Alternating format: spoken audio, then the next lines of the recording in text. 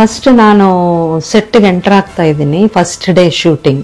ಬಾಗಿಲು ಮುಂದೆ ಯಾರೋ ಹುಡುಗರು, ಒಂದು 5-6 ಹುಡುಗರು ಕೂತ್ಕೊಂಡು ಜಾಲಿಯಾಗಿ ಆಟ ಆಡ್ತಾ ಇದ್ರು. ನನ್ನನ್ನು ನೋಡಿದ ತಕ್ಷಣ ಅಲ್ಲಿಂದ ಎದ್ದು ಓಡಿ ಬಂದು ಕಾರು ಡೋರ್ ತೆಗೆದು ನಮಸ್ಕಾರಮ್ಮ ಅಂದ್ಬಿಟ್ಟು ಕಾಲು ಮುಟ್ಟಿ ನಮಸ್ಕಾರ ಮಾಡಿ ತಪ್ಕೊಂಡ್ರು.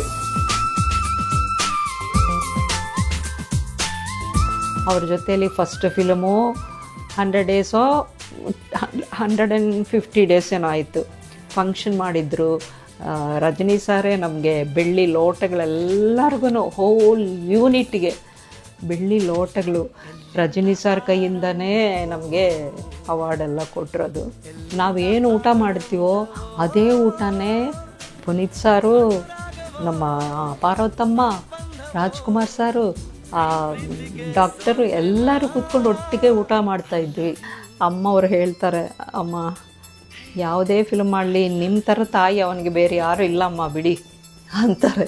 ಅವ್ರ ಜೊತೇಲಿ ಮಾಡಿದ್ದು 5 ಫಿಲ್ಮ್ಗಳು ನನಗೆ ಸ್ವೀಟ್ ಮೆಮೊರೀಸ್. ಅದು ನನ್ನ ಲೈಫಲ್ಲೇ ನಾನು ಮರೆಯೋಕ್ಕಾಗಲ್ಲ ಅಂಥ ಸಿನಿಮಾಗಳು ಮಾಡಿದ್ದೀನಿ ಅಪ್ಪು ಸರ್ ಜೊತೇಲಿ. ಎಲ್ಲೇ ನೋಡಲಿ ಓಡಿ ಬರ್ತಾರೆ.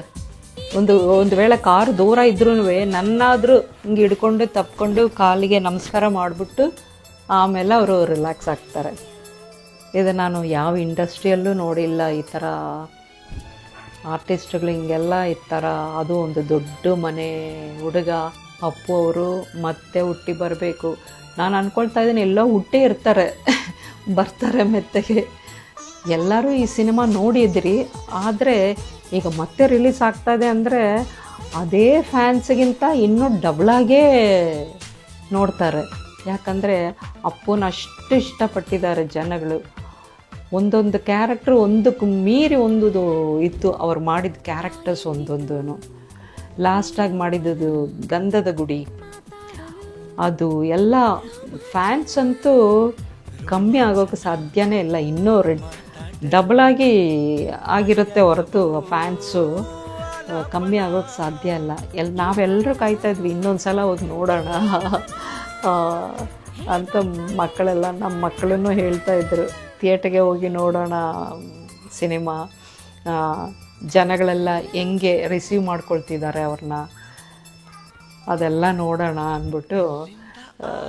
ಈಗ ಕನ್ನಡ ಜನಗಳೆಲ್ಲರೂ ಅವ್ರ ಸಿನಿಮಾ ನೋಡಿಯೇ ನೋಡ್ತೀರಾ.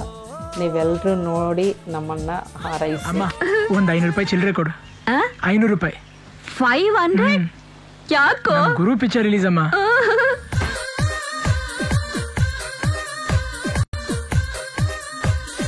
This is the beginning.